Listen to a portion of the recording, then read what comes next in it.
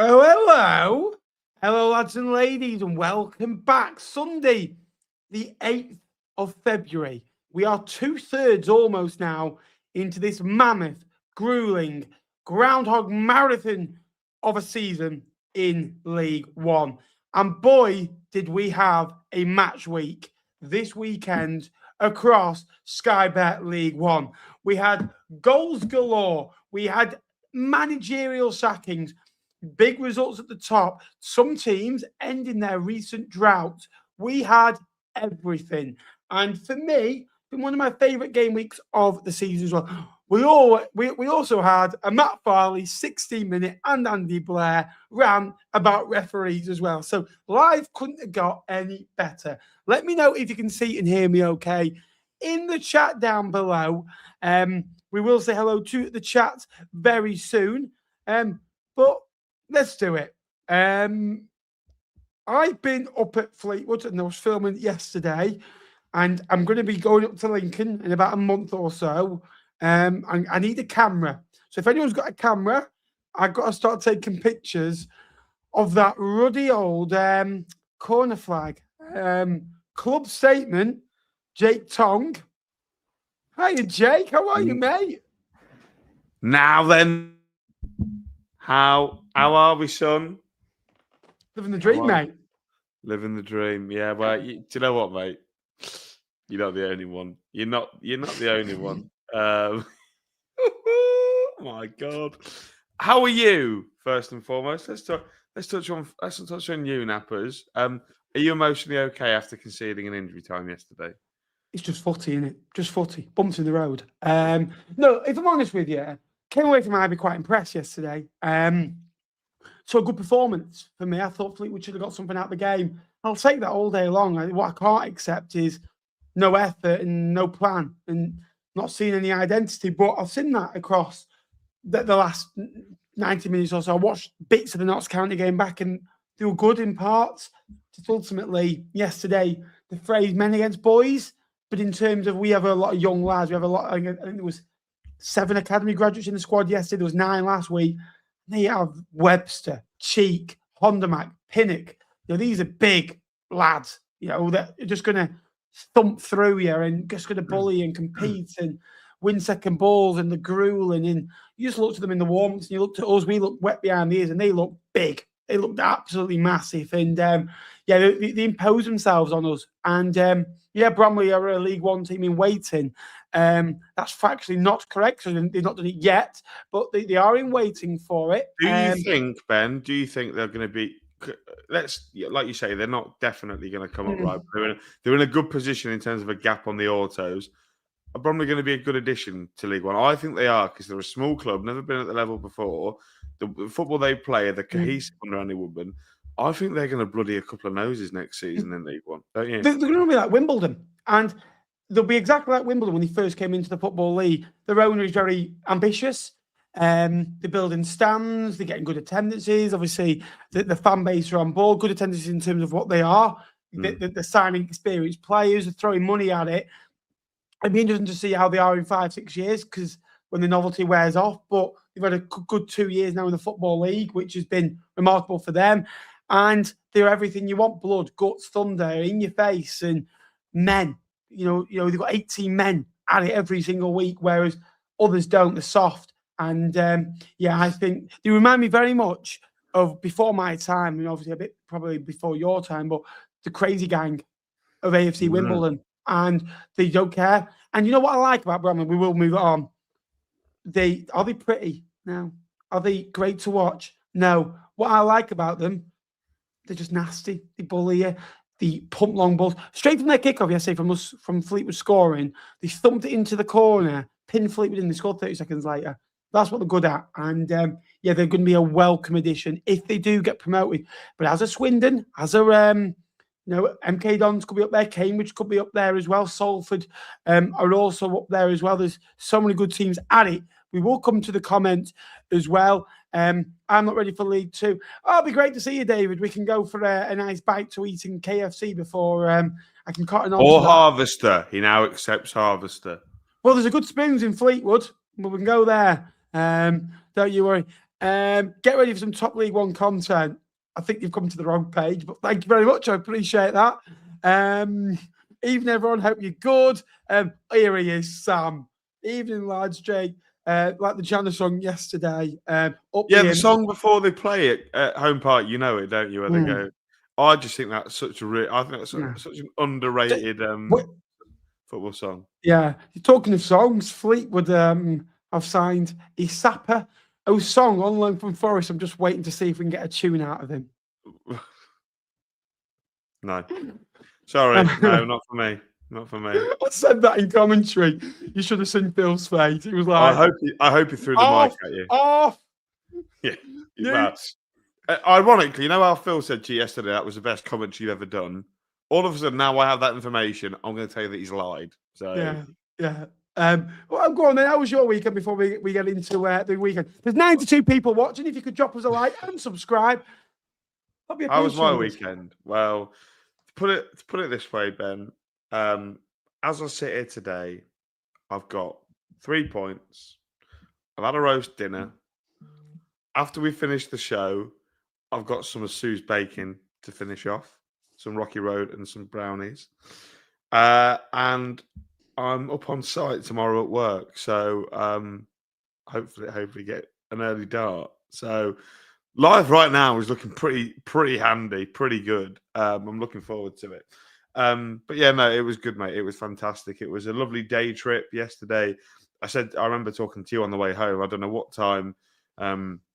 What time was I texting you? I just got back to Newark. It must have been about 11 o'clock, just before 11, 10:30, maybe quarter to 11. I'm just sat there thinking, like, this is one hell of an away day. Like in terms of just distance and whatever.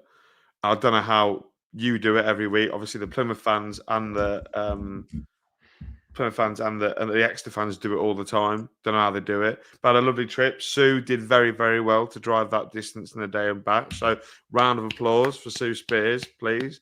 She was immaculate. Shame the M5 shut on the way home, so we had to go the scenic route around Cheltenham and Oxford. But we got there. A couple of near misses on roundabouts and maybe a couple of bumps into lorries. But do you know what? We got there. No, that's not the saying. Bumps in the road, not bumps into the lorries. I thought, do you know what? And there, my friends, David, you're watching. There is the nibble from Ben Natman. Thank you, Ben, for applying. It was great. It was a lovely day with flowers. Obviously, had a lovely pizza in the fan zone. There were Cornish pasties. Watched Man United beat Tottenham, which I know there's a bit of a feud between me and you for that one. And no, you can have it. Well done. Look. United. Well, my dad's United, and dad's United, and your family are Spurs, aren't they? So there you go. One again. My family, kind of me getting one up on you, Nappers, which is just how it goes at the minute, isn't it? But yeah, no. How's predictions going, mate? I don't think you want to ask that, mate, because I'm looking at the scores right now, and let me tell you.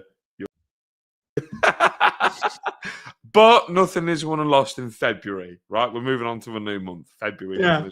But things are very closely won, as Bolton will find out next week. I'm joking, Bolton fans, don't shit. But yes, good weekend, mate. I'm looking forward to it. And do you know what? Do you know what made me most happy? Ryan Lowe got sacked. And I know that our mates at the Progress of Unity podcast, Barry Worthington, Charlie Keegan and Paul Thorpe will be absolutely chuffing delighted there are no more Calamites. Well, I met Barry last week and it was, hey, Barry, all right, mate? And it was, could be better. We need to get that Ryan Lowe out. It might be too late soon. So tonight, Ryan Lowe has obviously been parted company. We will talk about Peterborough's excellent 6-1 away victory at home against Wigan Athletic. But to join us tonight is the one and only Charlie Keegan, when we can actually fit the old grat. Oh my God. Oh, here we go. Oh, it's Nappers on stream. Oh my days. This is a mistake. Nappers, how long have you been doing this and you still can't get it right? Charlie, you've got no face at the minute, Charlie. I hope you're well. I know, I'm here somewhere. I just don't know where I am right now. Anyway, we'll get you in. Don't hang on appers. Oh my God, this is a technological. He's in a circle, everyone. Oh my God. Where is he? Where's Charlie Keegan? Give us a minute. I'm going to get him in. Just don't hold the fort, Jake. Well, you want me to hold the fort? You want me to hold the fort, Meister? Whatever, Master 85, whatever his name is. Hello, everybody. We won again. What a surprise. Can someone help me, please? It's a bit of a calamity. Just talk through Peterborough. 6-1 yesterday. Oh, Peterborough. Well, Jesus Christ. Well, that's a bit of a... I don't want to upset Charlie too much, but... I'm here. Here he is. Oh, I was lost. I didn't know where I was. Oh, there we are. See that beautiful face again. Well, I was hoping to make my debut on League One Live in better circumstances, and I don't think it could have been any worse on Saturday. What's brought this on? Before you get started, Charlie, I just want to congratulate you on your goal yesterday, obviously, against Stevenage. I thought you played very well. You. Yeah, I saw that. As soon as Tommy Eve scored, I thought, I'm getting a message here on it. So, Charlie, this has been on the writing for quite a while. Ever since... Well, all season it's felt like Wigan have always found something when they've needed it. 3-0 away at Doncaster, you think, this is it. How toxic it was. It felt toxic within the away end and the fans on social media. And you came back to draw that game 3-3. Since Doncaster at home, Wigan have played 21 games. And I think it's only 19 points, 4 wins in that time. And me and you have had numerous conversations about the teams that you've actually beaten this year. I think you've done the double over Burton, you've beat Doncaster. You've not really beaten an established team for quite a while now. In 2026, just 2 draws, 5 defeats. And now ultimately, Wigan find themselves in that bottom 4. What's gone so wrong for Wigan this year? And why has Ryan Lowe lost his job? Stubbornness, I'll be honest, and I've been saying it for months. I've been banging on about persistence will kill us, and it near enough has, barring a miracle towards the end of this season. It's still salvageable, but Ryan Lowe's system, and when he came in, he said, people will know me for a 3-5-2, but I'm not stubborn to it. I will change, and I just want to try and find a winning formula. All I saw was a 3-5-2 that very evidently was not working for a very long time. We had wingers as wing backs with no defensive real ability. I said that when we signed Fraser Murray. He's not a defender. He hasn't got the ability. Get him on the ball, get him running. He's going to be fine. Same with Joe Hungbo, who he will always play with a smile on his face. That's the kind of character he is, but bless him, he's not a defender. He hasn't got that instinct in him. And then you go in the summer transfer window and in the winter transfer window, we were saying we need a centre-back. Ben Ward got listed as somebody. We didn't pay the price for him, and then we didn't go and get anybody else. We brought in a 35-year-old Jack Hunt at right back who just hasn't got the legs anymore and had a shocking debut, to be honest. So this persistence in a system that only changed really against Lincoln.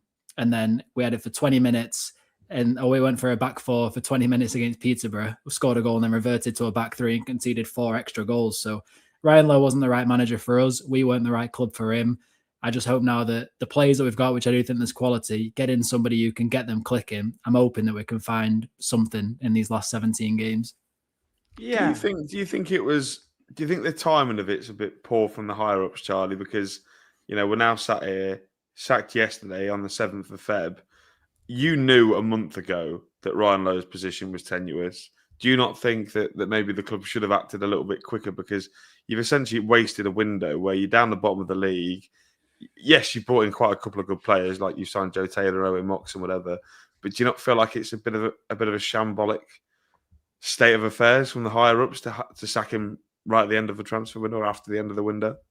Yeah, I think there was enough before the new year that you would have just looked at Ryan Lowe and said, look, this is not working. But I also think that maybe the higher ups are not quite wanting to admit that it was so wrong and were hoping that it would change. But in that hope, you've given him a full transfer window where we changed Mullin and Ollie Cooper.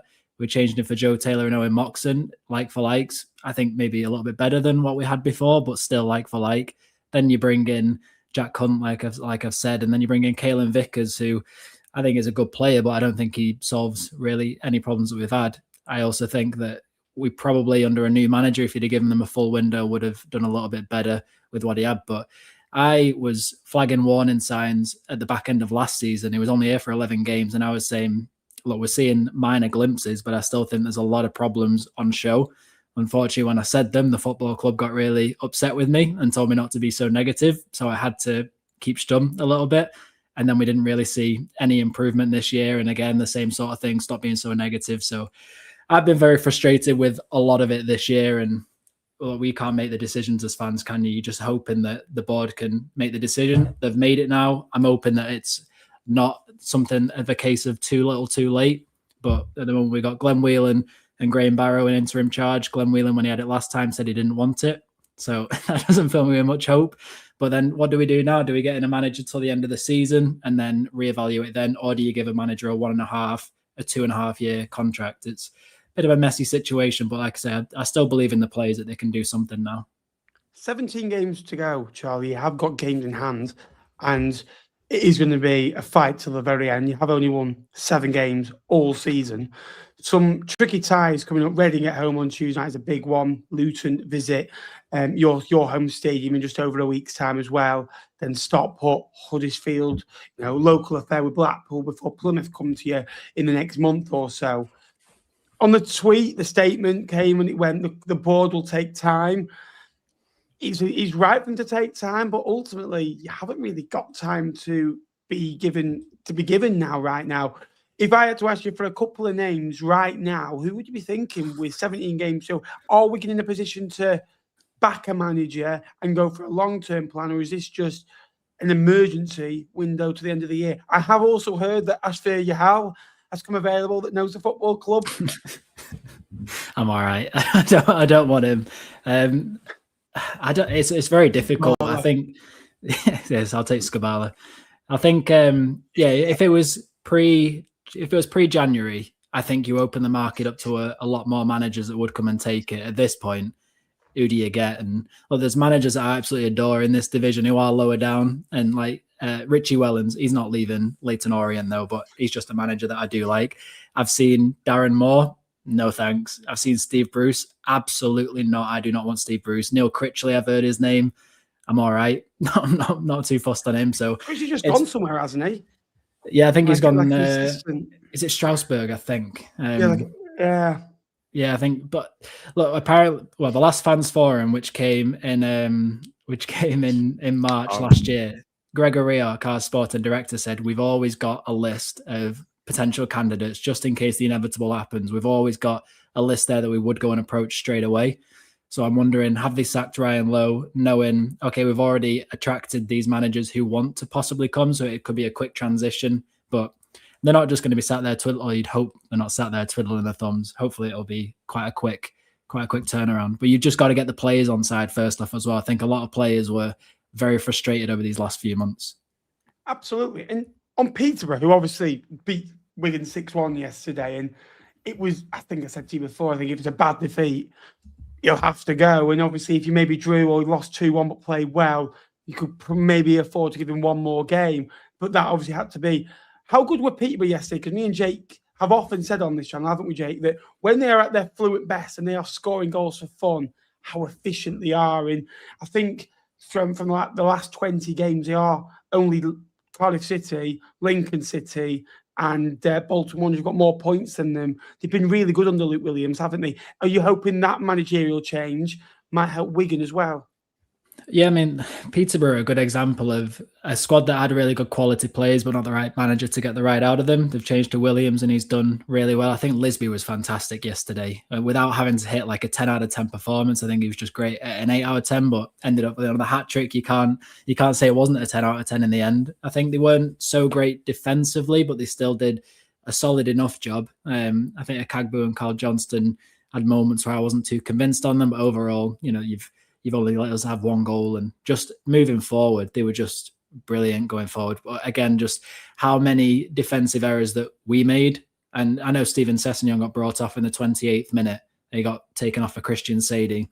I think Sessegnon was left out to dry a little bit. He's not started a game since October the 11th against Wycombe, and he's only played 9 minutes recently, which was also against Wycombe.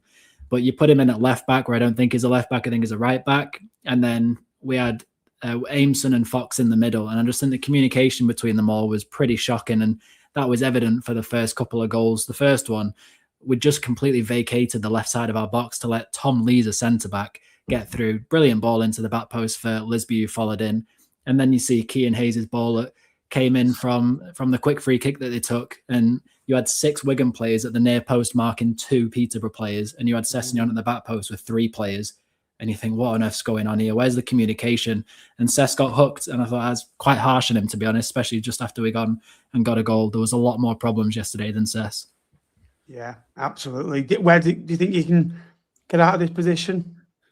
Yeah, I mean, I look at the teams we've still got to play. So we've got to play Port Vale away. We beat them earlier in the season. They're really struggling at the moment. Rotherham at home, Northampton away, Leyton Orient at home, Blackpool away, Wimbledon again we've got to play. And then Reading, we've not played them yet. So first one is on Tuesday night, and then we play them again soon after. I think they're a fantastic team. They'll be quite hard to beat. They've got Arthur Wigan's old lot there. James Beattie's there, Rob Kelly, Liam Richardson, Niambe, Will Keane, who unfortunately is injured. But I think they're a good side. So we've got to try and find something against the top half of teams, because the only team above 16th that we've beaten is Peterborough early in the season. Everybody else is just pretty much 19th and below that we managed to get wins against. So if we can go to Stockport and manage to get something, or get anything against Bradford, Luton or Huddersfield at home, very difficult task. But if we can get anything there, I mean, we're on 31 points now, and I think 45 to 50 might be enough to stay up. So we've got a long way to go.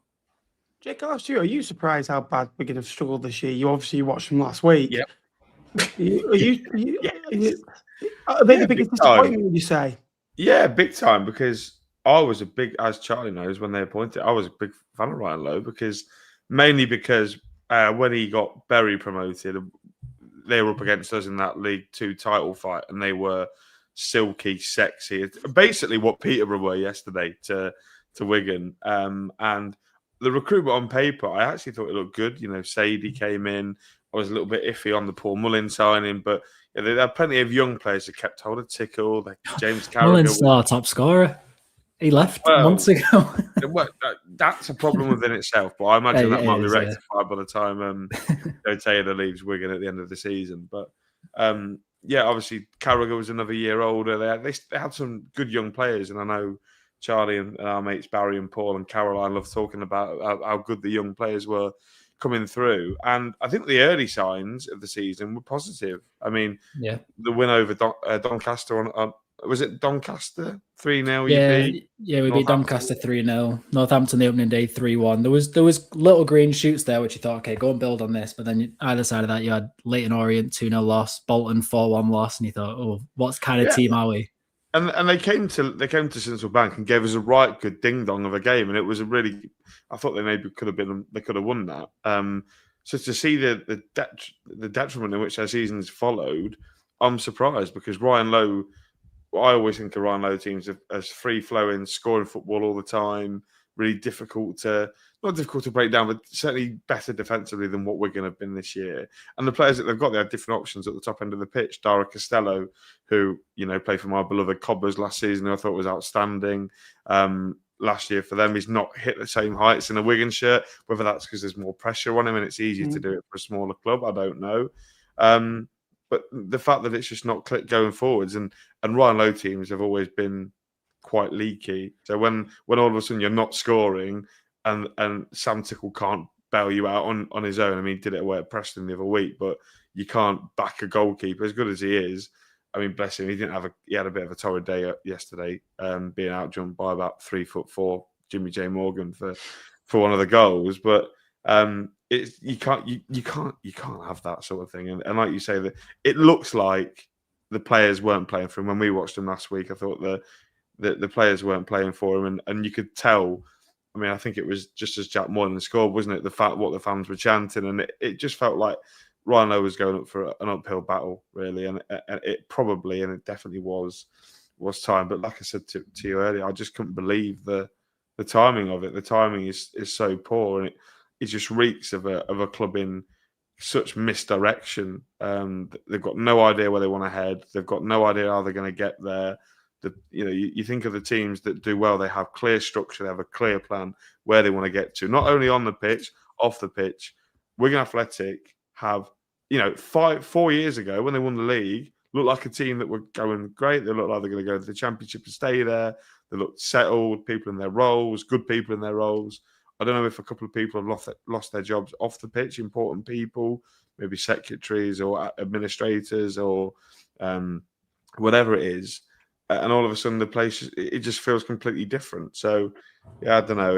It's a shame, really, because we like Wigan and we enjoy our days to Wigan. But I seriously think of the teams in the bottom four right now, that they do very well to get out of it, because unless they get some insane manager bounce.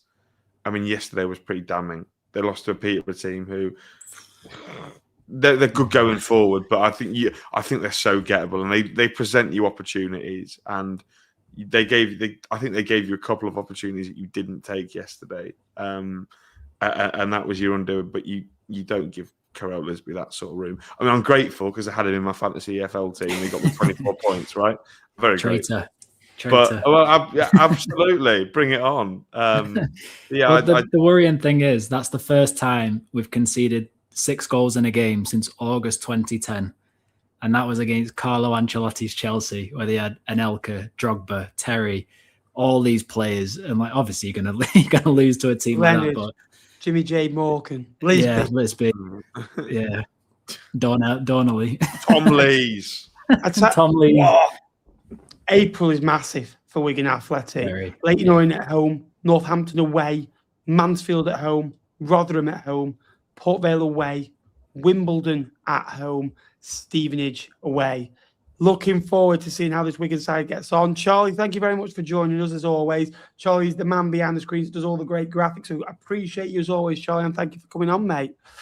Yeah, appreciate it. And Jake, stop ringing me every time Wigan lose. He just rings me nappers and he laughs for minutes and then he puts the phone down. So when Skabala leaves him to come and save us, I'll be laughing at him. I'll tell you what, right? All I'm going to say is the day that Lincoln City have their 4, which will be coming, I think they will, but let's see. Hang on a minute. Let's see if he actually, when they lose in the playoff final, he comes on the show. I'm jinxing it. I'm doing my bit. I'm gonna make sure they don't go up. Good lad. Thank you as always, Charlie, mate. Thanks for not doxing me, Charlie. I appreciate it. I know I covered it. Cheers, fellas. See you later. Thanks, mate. Appreciate you. Oh, hang on. There we are. As always, a big thank Nappers, you. you're still not here, mate. Oh my. No. Is that right? Is that right? That doesn't feel right. There we go. Nappers, this isn't the right camera setting. It is, mate. We're not. It's not. There we go. Oh, my lights come down. Oh. Every week. I'm never getting anyone over again because where am I going? I don't know where I'm going. One eye looking one way. I'm sorting it out, Jake. Give us a minute, right? So, Lincoln City, Jacob. Lincoln City. Plymouth 1, Lincoln 4, Jake. Must have been a great day for you. Now, let's go through. Lincoln City have won 4 successive league matches for the first time since March/April 2024. With their 61 points from 30 games this year, it's their highest wins and highest point stage at this stage of a campaign since 1981, when Jake was celebrating his 18th birthday. Lincoln unbeaten in the last 6 against the Pilgrims, winning 4 of whom, and winning the last 3 at home park. Only Port Vale, though, have fewer points than Argyle at home this year, 18 points for a revitalised Plymouth, but still conceding lots of goals. 25 points on the road, only Cardiff on 26 have more. And Lincoln are just 2 wins away from matching 2 years ago of the win tallies, 4 wins away from getting to the playoff final of matching that season.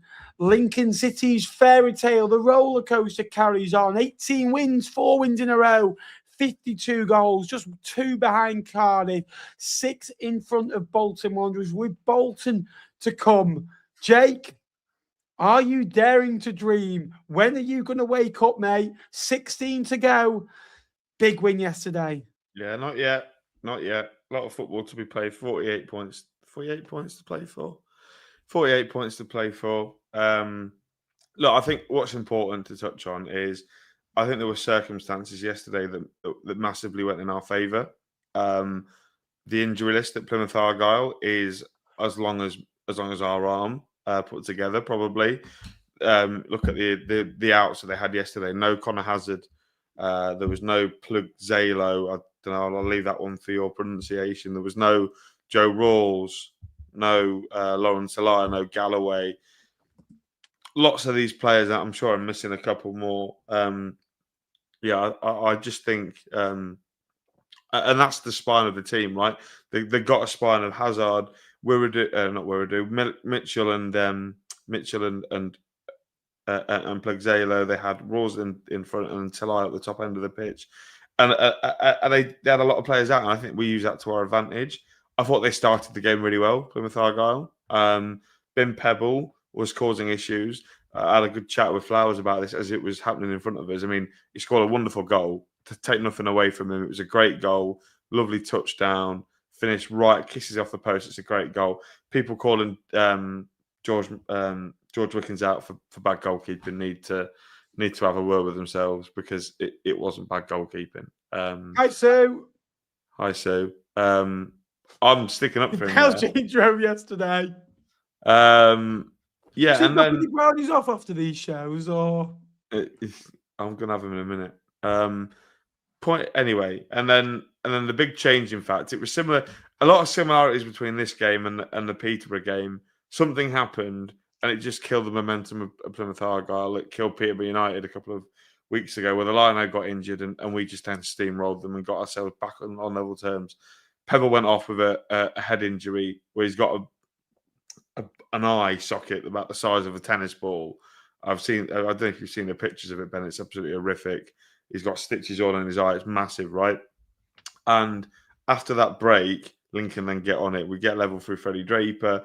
And in the second half, we just physically ran over Plymouth Argyle, and the quality was there for everyone to see, really. I thought really big performances in midfield. Colin McGrandles was outstanding. Tom Bayliss, when he came on, completely changed the game. Added that little bit of flair and guile in the midfield. Rico Hackett, I mean, on the way down, and I will be man enough to admit that I called Rico Hackett out on the way down, because he's been very productive this season. Not denying it. It's probably his best season for Lincoln in front of goal, and his productivity wise, probably one of his best in League One ever. But he on the last couple of weeks since he signed that contract, he's not quite been at it. But yesterday was fantastic, caused them no end of issues. And the goal at the end from Ryan One, just a really good piece of work. But Alfie Lloyd again, a fantastic ball up. So yeah, look, it was a good win. You're asking me, am I going to start to believe yet? No is the answer, because you said, people say a wobble's coming. People expect us to wobble, but we're 13 unbeaten. We've won 10 of those. Big wins in there, beating Barnsley twice. We've beaten Cardiff. We've beaten Stockport. We've beaten Peterborough. We've beaten Plymouth away from home. They're not easy games to go and win. They're games that teams that go up and get promoted go and win. So, yeah, look, it's a fantastic journey. I think it's been a good season thus far. But we've got to keep our feet on the ground, Ben, because there are tougher tests to come. Bolton next week, they'll be up for it. They'll want to come here and they'll want to win. And while I think that probably suits us a little bit more, they're still a good side and can put a string of results together. Stockport the same. I know they're 8 points back, but I expect Stockport and Bolton to go and get 2 points a game for the next 15 games or whatever. So, yeah, look, it's difficult. Plymouth Argyle, I'll give a touch on them. Like I said, they started off really well. They faded as the game went on. The goalkeeper is horrific. They've got to get a new goalkeeper. This Ashby Hammond caused them problems earlier in the season, and his wrists for the third goal. I think it's Rico scores directly from a corner, which we seem to be pretty good at. Done it 3 times in the last 2 seasons. They were just poor, and yes, they're hampered by injuries. But the players on the pitch didn't. Once Pebble went off, they lost that focal point. And I'm not worried for Plymouth. I think they've got a good enough team. I think they've got a good enough squad to stay up quite comfortably. They need to get Talai back. They need bodies back in ASAP, really. There's a couple of things there that I would like to take over, really. I think that there's a sense of I think realistically you will be believing. I think what you say on camera to what you're actually feeling, and that's fine. I think if you are telling me now, if after 30 games played, you picking up 66% of these points that you could have had, every bump in the road you have had, you've bounced back. You'd be ludicrous, Jake, after 30 games, not to start to think, yes, there's a long way to go, but thinking about it, when you go into work, when you on a drive, when you go into the football, you're thinking, what if? Because personally, that's all I ever do. My team have 15 points off the playoffs, for example. I think that you'd be ludicrous not to believe in this group of players. And one thing I will say, Stockport and Bolton might have better facilities than you. Might have a bigger fan base. Bolton certainly do. Stockport, I think, probably Lincoln have a bigger fan base, if I'm honest with you. Very even, but I'd favour Lincoln, to be fair. There's a shot. But they're very similar. Stockport probably got more financials. You got the 8th, 6th, 7th smallest. Oh, no, I didn't mean to do it. Oh, you've done it again. The smallest budget in the league, right? And it's a remarkable achievement. And you look at Bolton, I feel like they're winning games of football because of the squad they've got, and they've won 3 of those at home. They beat Leyton, they beat Burton, they beat Barnsley, right? Well, at Wimbledon. With Lincoln, I watch them and I go, they're not winning this on ability. They've got ability in the locker room, but they've got a spirit, they've got an endeavour, and you feel genuinely right. I feel Bolton, they're good players, but I don't think they've got what Lincoln have got. I don't think they'd run through brick walls for each other like Lincoln have got. And genuinely, I think that Bolton probably have the highest ceiling than Lincoln. It's a bit like Ipswich and Plymouth a few years ago. Ipswich had the better team, but on the one-off season, and the moments that mattered the most. Do you know what I mean? And people talk about Lincoln's football. I think Bolton have been good. Don't get me wrong. Bolton fans, there's some fans on Twitter that I know it's not the whole example of football. I've praised Bolton just like you wouldn't believe over the last 3 or 4 years. They're an amazing football club with brilliant facilities and brilliant fan base. But they've not been good for most of the season. And to be fair, it speaks volumes how many points they've got. But I look at Lincoln and I think that Lincoln over 30 games have been a lot better. And realistically, I think Lincoln, you go through Lincoln results and you think they're probably, if you go through the results and thinking, how did they deserve to win that or lose that? I reckon you probably could have 4 or 5 points on to Lincoln's tally this year for the positions they've been in. I reckon Bolton are probably 4 or 5 points better off overall. But that's football at the end of the day, and you get points. But I think Lincoln fans need to believe, and I think the reason why they've not, because they've never been there before. I think Bolton fans and Stockport fans, because they've seen promotions in recent years. Bolton have obviously struggled last 3 or 4 years for it, but they've seen it. Lincoln have seen it, don't get me wrong, but it's been a while now. It's been, 7 years in League One now? It's been a while, and it's like, we've never been there before. You've never done it. I feel you can do it. You've got the players in that change room. I think realistically, all I will say is I think that you do believe in it, but you just don't trust it'll happen. Because I think personally, if you're anything like me, you probably think this is too good to be true. Yeah, exactly. Nothing ever happens to me or Lincoln City. Believe in yourself. Believe in yourself that Bolton are going to come like a steam train. And honestly, I'd love it, absolutely love it, if over these next 15 games and 16 games for you, Bolton Wanderers went to go and get 30, 31 points, or Bolton got to 90 points, and Stockport got to 88 points, similar margins as well, and Lincoln had to go and get 91, 92 points. I want this top 2 race. Cardiff City are out the race either. We'll come to them in a minute. I'd love it if it was rat-tat-tat right to the end.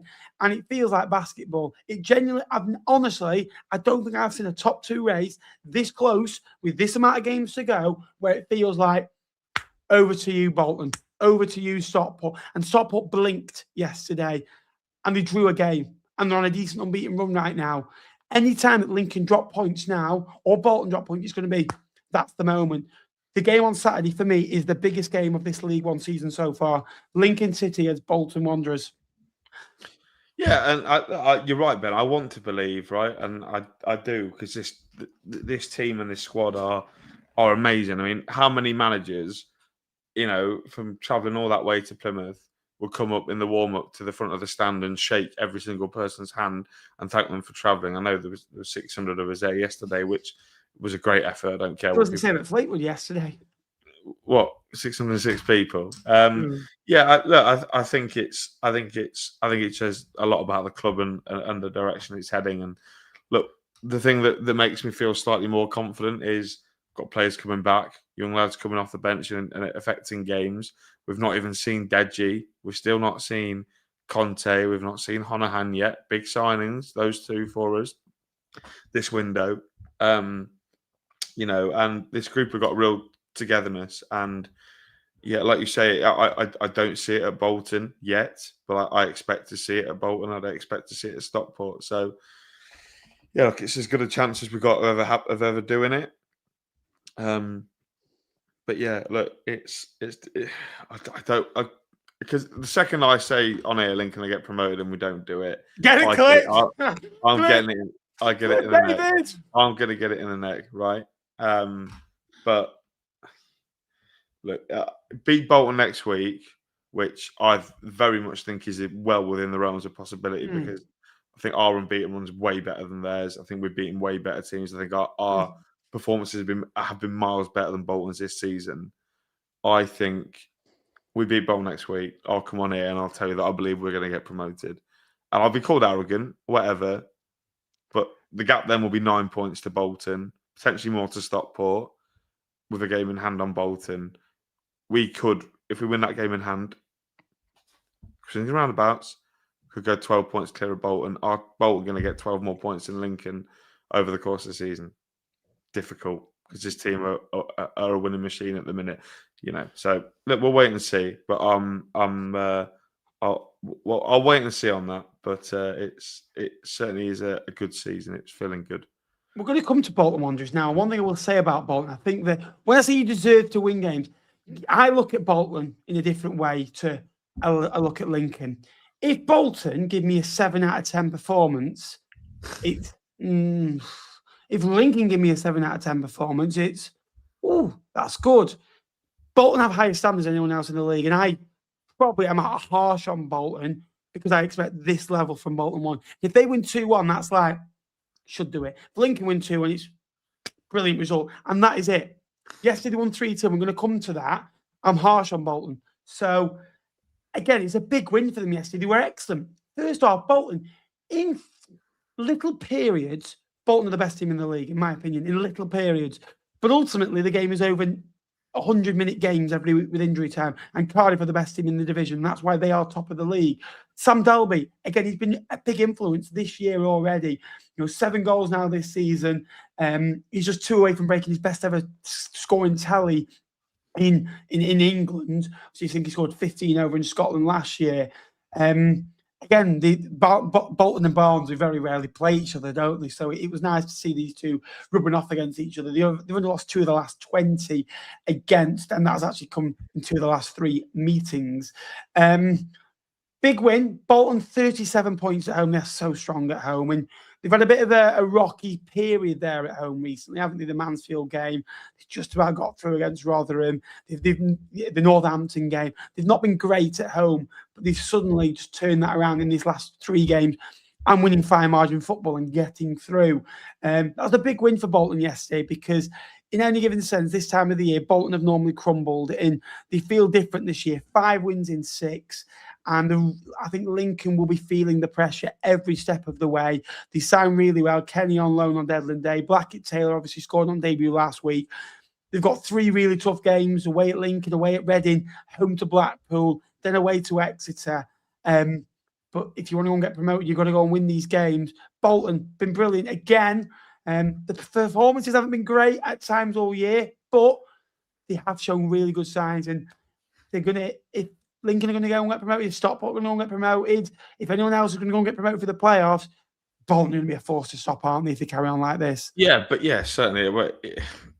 If they finish in the playoffs, it's all about how they end the season, really. Because if they get real close to the top 2 and they don't make it, sometimes we saw it with a lot of teams, that can be a bit demoralising, right? And we saw, I think it was Northampton a couple of years ago when Bristol Rovers won 7-0 on the final day, got into the playoffs, by far the favourites, and and ended up not getting promoted. I can't remember who got promoted instead. It might have been anyway, that's not really relevant. But yeah, I thought this was a real game of two halves for Bolton. I thought the first half, like you say, best team in the league when they're on it, and Bolton Wanderers probably are that. But the biggest criticism for Bolton is they're hardly ever on it. And yesterday was the first time in a long time Bolton have had a good first half performance, because, you know, we've spoken about a lot recently. They've needed last minute goals to win games, but because they're so bad at taking the chances in the first half, and Sam Dolby is certainly against teams where you can get at them aerially.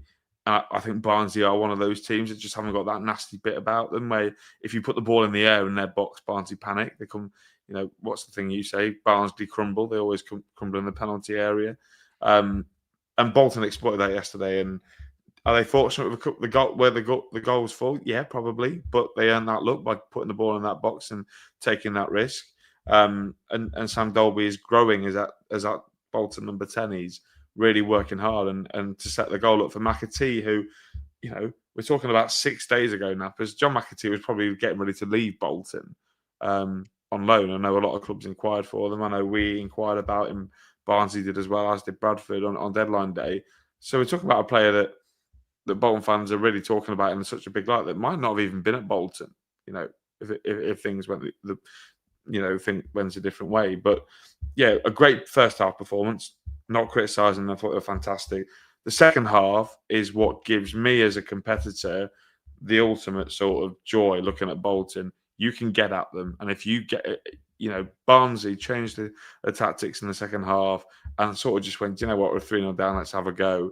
And they really stuck it on Bolton, and they scored 2 goals. Yes, the first one's fortunate. The second one, it forced Adam Phillips. It's a great strike. They had opportunities, Barnsley, to get something from this game. So, yeah, I think Bolton, you take the first half performance and you go, yeah, very good, really happy with that. Second half, if I was a Bolton fan, that would concern me going forward, because if teams like Barnsley can get at you, I think when you play the better teams, and Bolton have got that run towards the end of the season where they play Stockport, Cardiff, Luton, Bradford. You've got to beat everyone, and absolutely. That for me, honestly, is the biggest load of piss you'll ever see in your life. Honestly, because I'm not saying that, though. I'm not saying that. I'm not being funny. We'll play everyone down the way eventually. Bolton fans moaning about the last 6. I'm just talking about the running, right? I'm saying if teams like Barnsley can get at Bolton, better teams will be able to get at Bolton and cause them to drop points. If Barnes had a bit of nous yesterday, they probably would have got a point. Let's be real; they had the chances in the second half. Bolton left the door open for them, and that to me would be an issue if I was Bolton. So, you know, it's a great win. You've got to win those games. They got over the line, but again, it's a Bolton that are just staggering over the line rather than walking over the line with the shoulders bad, the chest pinned, going, yeah, we are Bolton. We're better than everybody. So Ben, they've got 2 last-minute goals and clung on. If Lincoln did that, hey? If Lincoln did that, I'd be saying the same thing. But we don't rely on last-minute goals. I'm not being negative on Bolton. But I think you can get at them. And that's the joy I have to take as an opposition fan. So if you can't understand that, I don't think you'll ever understand how an automatic promotion race works. So look, they were good yesterday in the first half. Very good. Football, really fantastic. Second half, I think I spoke to a lot of Barnsley fans. I think they could have got something yesterday. Yeah, 16 shots, 7 on target, 60% of the ball yesterday. First off, Bolton were excellent and show what they're about. They really, again, got at Barnsley. Barnsley are weak. They're so far off. I got asked a week ago, and I got called a little bit arrogant for dismissing Barnsley, and still am, because the 12 points off the players with 4 games in hand. This Barnsley were nowhere near it. This Barnsley were about mate team. Now Keeler Dunn's gone. They're injury rating clearly from maybe Connell as well. From maybe a couple of points if they a couple of defeats from you looking over your shoulder. And the investment of that football club has been an issue for a while. There's rumored over a takeover, and they got a low wage budget. They got no. I think Callum Fowler tweeted before. They've not got any debt. they're a sizable football club you can build. There's a big stadium there that you can maybe get 15, 16k in. They're not a smaller middow at this level. So, yeah, I think that it will be an interesting one. Sticking at the top, we'll go right to the top, and everyone, they're looking down at everyone else. And I think this yesterday is why Cardiff City will be League One champions. 3-0, Wintle getting a sending off, but ever since that, Kellerman, Willock, and Isaac Davis, who scored a late goal once again. I think he scored a late goal at Wimbledon early in the year. I think that could have been one of Cardiff's biggest wins because it was an ugly game. They did deserve to win, but you think in that situation, nothing's going to drop. And Cardiff going to win it 1-0, and look at them ever since. They were outstanding yesterday, and they bossed the game, 15 shots, 6 on target. And they had to utilise, obviously, with the one less man, not having a lot of the ball, not dominating possession. They normally have 55, 60, 65, sometimes more possession. And yesterday they were effective. They moved the ball effectively. It was lush. It was great on the eye. It was delicious the way they were just moving it and playing purposeful, forward passes.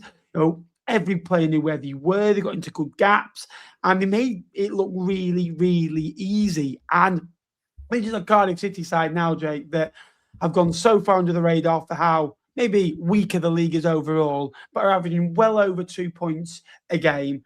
Have the most points in the league, obviously, most points away from home in the league, joint most points in the league at home. They're now 10 unbeaten. They've alternated between winning and drawing in the last 9. Now, no one can really get at them.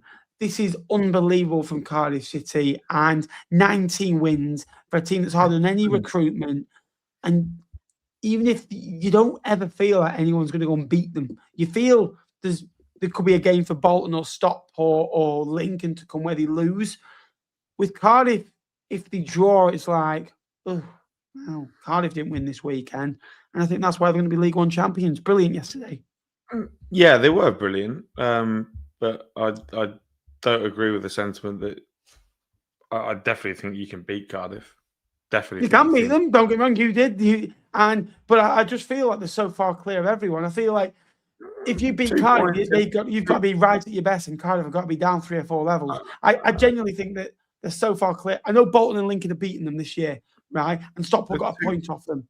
But the way they're playing right now, mate, they are playing some really good football. And they are. They are. The 2 points clear, though. They're not. It's not like 8 points clear of third with a game in hand. Yeah.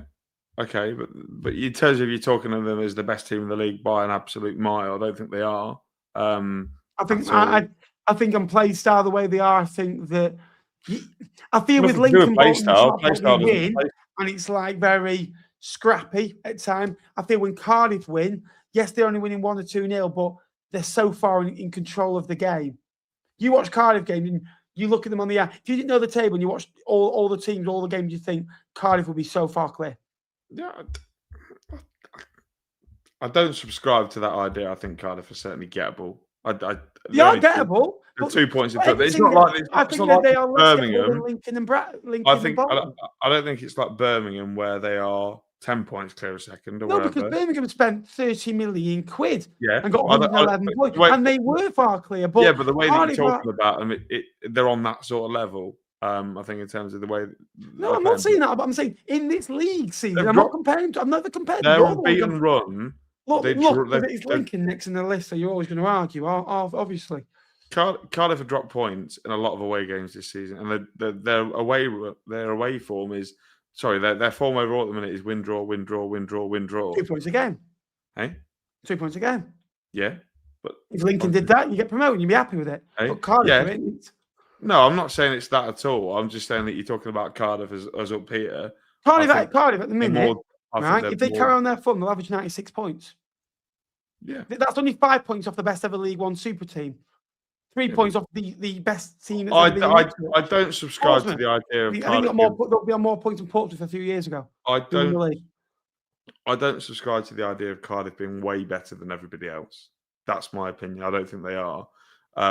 I think they're very good at what they do, and because they play pretty football, they look more in control than what they are. And again, it's this whole disdain maybe towards direct sides, but because they play nice, pretty football around the back, and they have the ball way more often than everyone else, it looks better. admittedly, yesterday, I don't know what you thought about the red card decision that went against them, Ben. Did you think you unmute yourself, mate? I'm not having this. I'm just asking you, did you think it was a red? I'm asking you, did you think it was a red card? Yeah. Rather than two. Yeah, I thought the referee got it right. I think the referee got it right. But still, and I will give credit to Cardiff because I'm not having Cardiff fans thinking I'm slagging them off because they are, at this minute in time, the best team in the league. Don't get me wrong.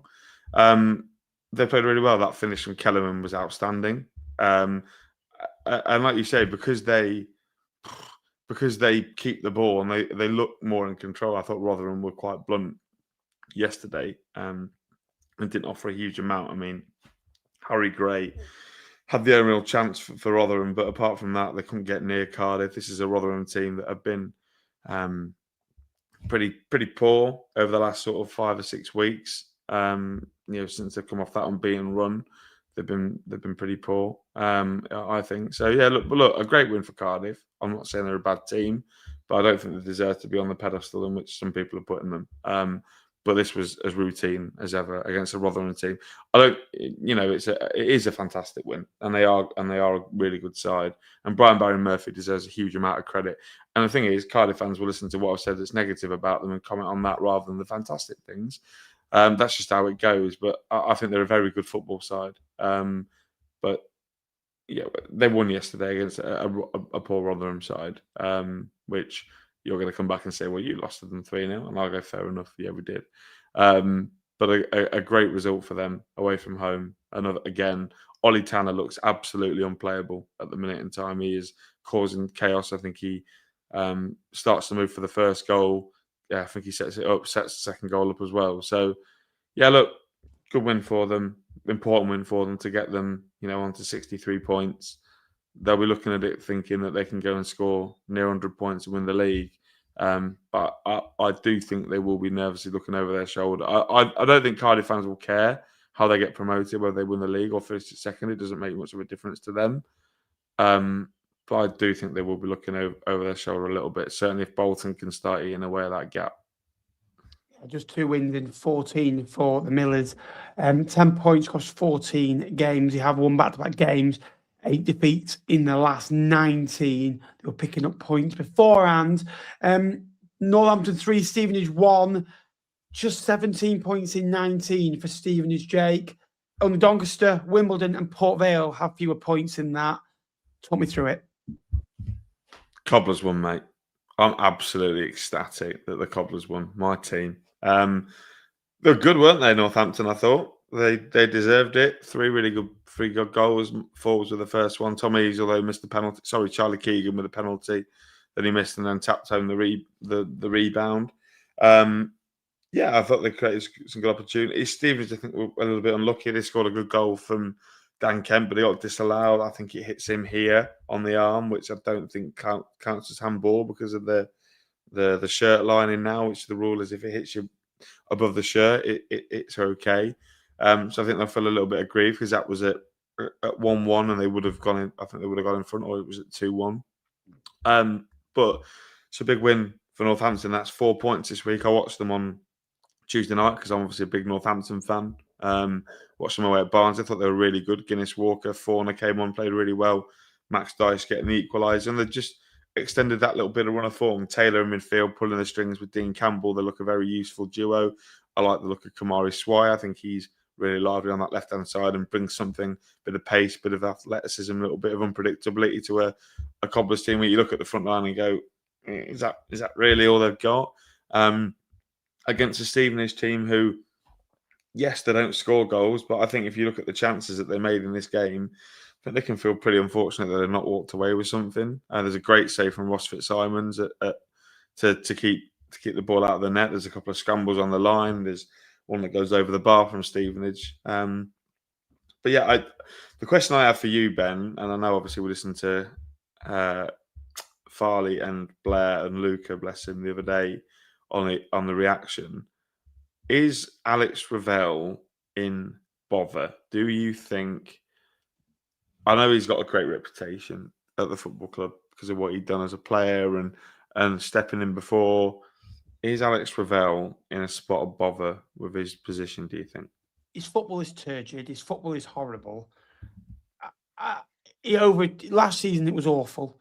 It's not beat around the bush. Last year, Stevenage got points, but they were drab to watch. I think they scored 40 goals last year, did they?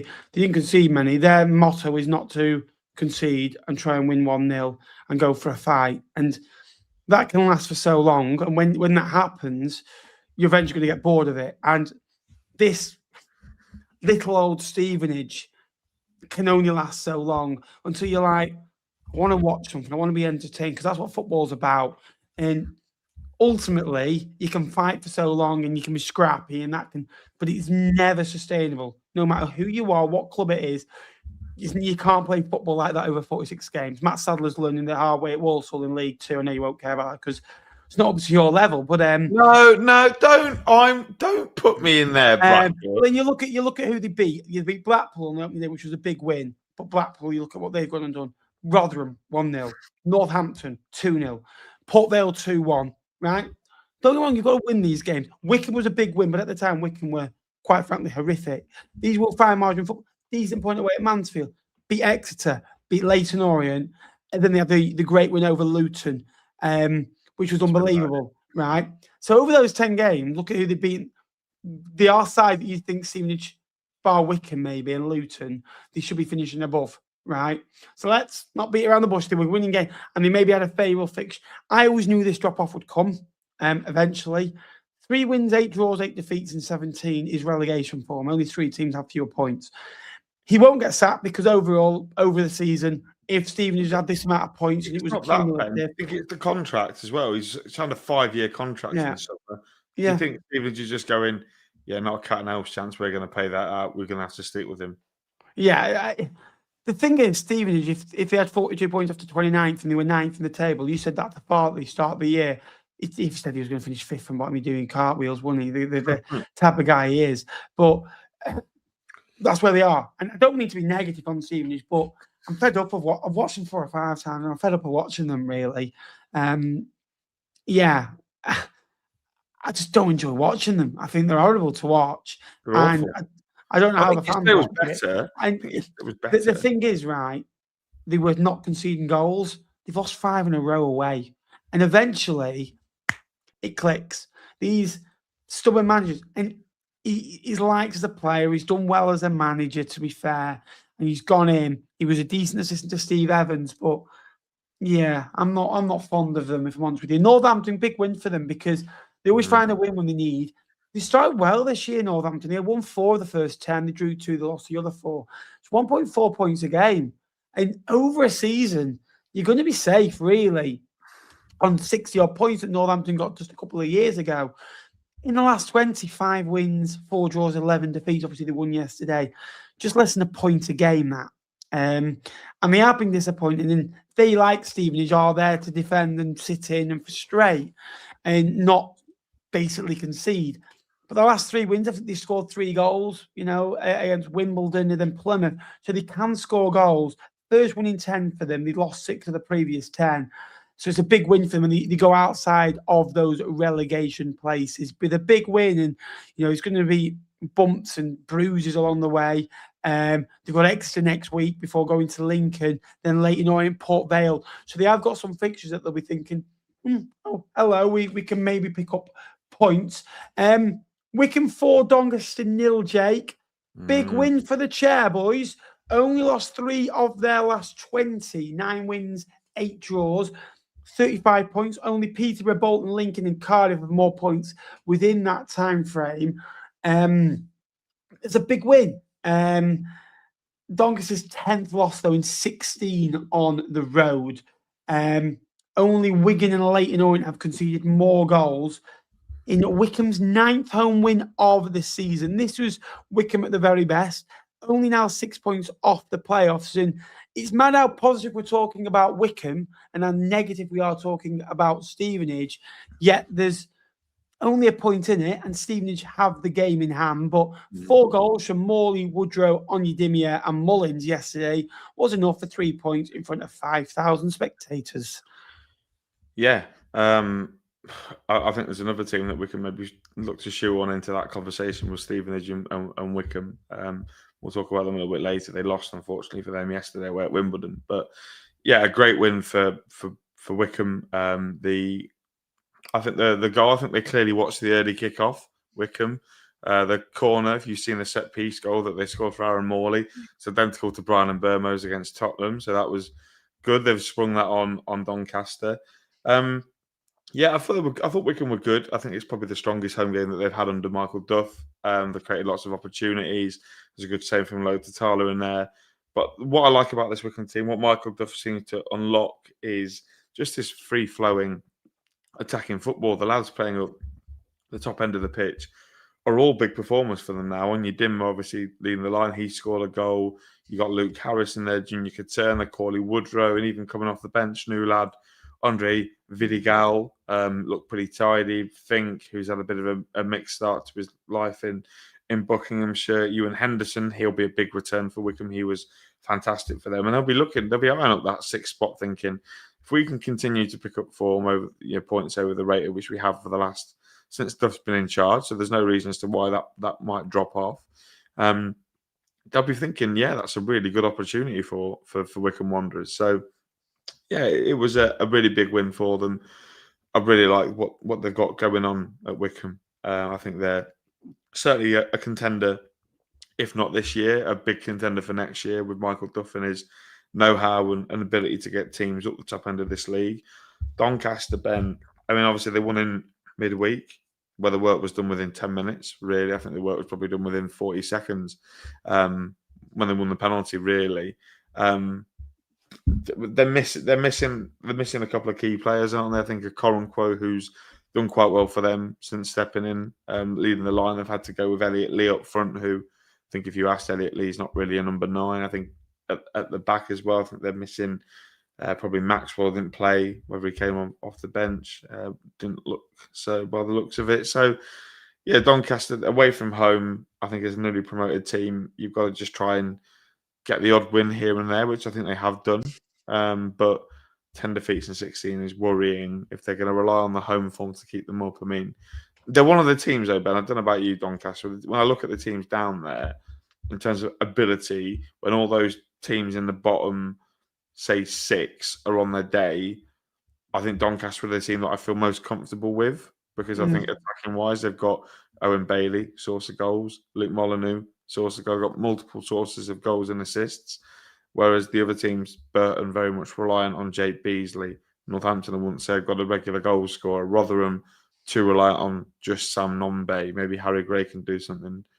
Wigan haven't got a regular source of goals, neither of Port Vale at this minute in time. So, yeah, I know it's a damning stat, but I definitely think this Doncaster group can get themselves out of it. Absolutely. Over an hour in now. If you haven't already, please drop a like. Please subscribe. We are just 38 away from 18,500 subscribers. I need every single one of your guys' help.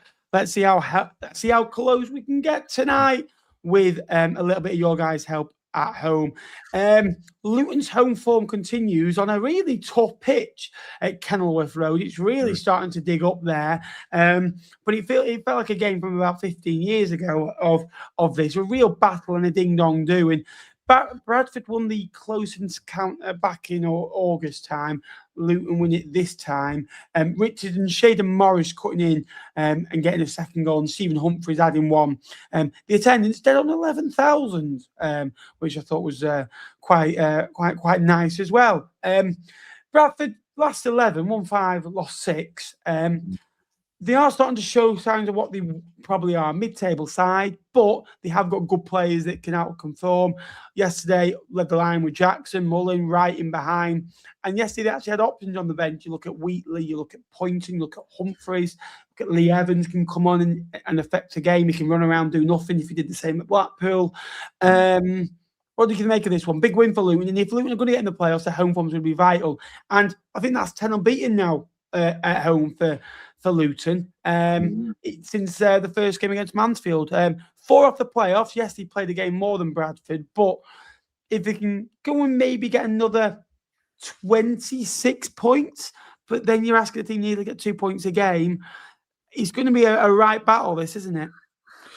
Yeah, look, I think it's a real head scratcher, but I definitely think the Luton at home are a completely different animal to where they are away. They play with such more aggressiveness, directness within their play. I think the goal from Jake Richards, who had a particularly good afternoon, it's a great strike from outside the box. But whether it's Walsh has just got this tactic at home, they seem to change away from home a little bit. They change their approach and they maybe sit in a little bit. Whereas Luton Town, when the Luton Town, right, they're not a massive football club, but where they've been in the last couple of years, it should scare teams. And I think at Kenilworth Road, when the crowd's on top of the opposition, I think you can get at them, and Luton have been able to do that to plenty of teams so far this season. And again, yesterday I thought they were brilliant. You know, they get themselves 2 goals in front. Jordan Clark being a really massive source of goals and assists this season. Thought Bradford had opportunities within the game. There's a good save from Keeley. There's one where Ethan Wheatley is running in clean on goal, which I think he maybe would want to do better with. Obviously, the goal from Humphreys comes right at the end. It's a bit of a consolation. It doesn't really mean anything. But yeah, I agree with you on Luton. That home form is going to be massive for them if they're going to finish in that top 6. But they've got an opportunity. I think they're 5 points behind Huddersfield with a game in hand. If they win that, 2 points behind them, they'll be thinking that maybe they can take their space in the top 6. Bradford, yeah, like you say, it feels like not like the wheels are coming off because they're still a good side. Like you say, they've got good players. But it does feel a little bit like they've been found out a little bit. And you say under Alexander, when they've been found out, it's not teams come and do the same thing to them. And they try and give them the ball and they try and say, well, you come and have a go at us. And that's the way that you beat Bradford, really. So, yeah, I don't know. I think it's a tough one with Bradford. I think that, well, clearly they've got enough points in order to stay up. I don't think that there's any concern for that. Are they a shoe-in for the playoffs? Probably not a shoe-in. I still think there's a bit of work for them to do. Are they on 49 points, Bradford? I think 76 got Leyton Orient in last year, didn't it? Not going to be that high, I don't think, though, this year. No. I think maybe 72, 73. Yeah, maybe. I think I looked at the Twitter account that tracks points per game. I think they've got it as 70 points. No, I think I genuinely think because teams towards the end, where the mid-table teams give up, the points gap's normal. Do you remember the year when Plymouth missed out and they got 80? And it was at 83. But I think it was 83 points that missed out. Definitely, it was. It was the year Fleetwood got 40 points. Plymouth got 80, Wycombe got 83, Sunderland 84, Sheffield Wednesday 85, MK Dons 89, Rotherham 90, Wigan 92, Fleetwood 40, Lincoln 52. Yes, mate. We got there. Yeah, absolutely. So, 7 of the next 16 are at home for Luton, so more away games to come. Bradford, I agree. I think they are very much plan A, plan B, and I feel just there's an expectancy of Bradford now. Again, I look at it. Bradford City over 30 games. If they were in this position, they'd be dreaming. But it's the context of the last 12 games, for example, but they've won 6 and they've lost 6. It's been a bit like, you know what I mean? But like before that, if it's circumstantial, a bit like Stevenage, if you were to say, for example, let's go through it. If you said to, right, if they'd be happy or unhappy with the points target, you don't tell them any circumstances. Cardiff happy, Lincoln happy, Bolton I think would be relatively happy, Stockport would be happy, Huddersfield I think would be disappointed how many points off the top 2 they are, but would probably take 5th. Reasonable. Bradford would be delighted. Luton I think would be mixed. Wycombe I think would take it. Stevenage would take it. Peterborough 10th. I don't think they'd be too against that. Reading a bit meh, really. Mansfield would take it. Exeter would be delighted. Wimbledon delighted. Barnsley wouldn't be happy. Plymouth wouldn't be happy. Blackpool wouldn't be happy. Orient wouldn't be happy. Northampton, I think, we want to be a bit more clear, but would take that at the end of the season. Doncaster the same. Burton would be happy that they're in a fight and they're not that far adrift and they're competing. Wigan will be unhappy. Rotherham will be unhappy. And Port Vale would just want to jump off the edge of the Blackpool Tower. I think that is how I'd sum it up, the league, personally. Huddersfield 2, Blackpool 2, Jake. New arrivals galore on the seaside as they travelled up to Huddersfield. one of those games where Blackpool, if offered a point before the game, they just snatched your hand off. But at 2-0, when Fletcher and Anderson have scored, you think, oh, and 2 late goals from Ashier and Harness. Again, the big thing is the new format, the 2 fullbacks, Lass Sorensen and Barley Mumba, getting the assists as well, showing you what they can do. Blackpool, again, good in moments. And since the last 19 games, Blackpool have been a mid-table side. They've just been dragged in because they go on these slumps of forms without a win.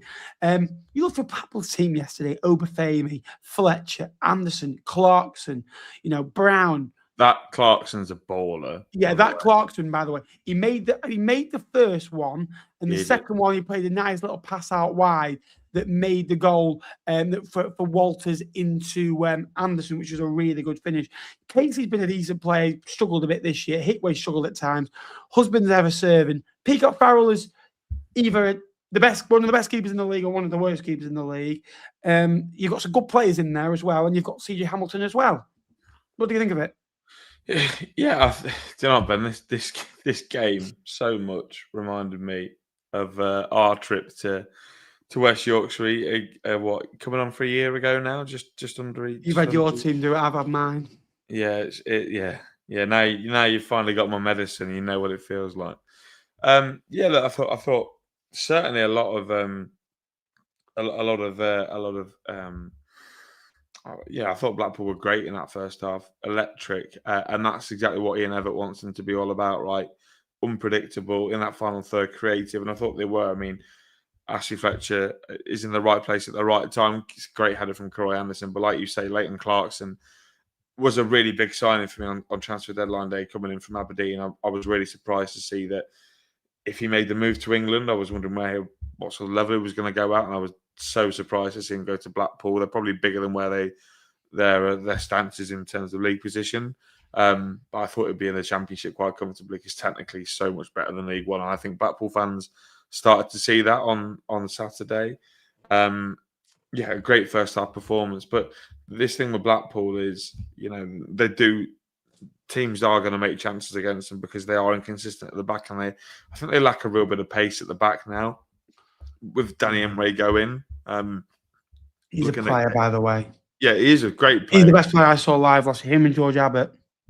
Being criminally underused, by the way, at West Brom by Eric Ramsey. But Casey Hickway, husband, no pace in that back line whatsoever. And I think that's where you can get at teams. And ultimately, that's where both Huddersfield goal, they come down the sides where there's pace, they're getting behind. Last with a great cross to Marcus Harness and Ashley at the far post, great ball in from Barley Mumba. So, yeah, look, a fantastic comeback for Huddersfield. But like you say, their season for me, Ben, is a lot of people predicted Huddersfield to be top 2 this year, based on the squad, based on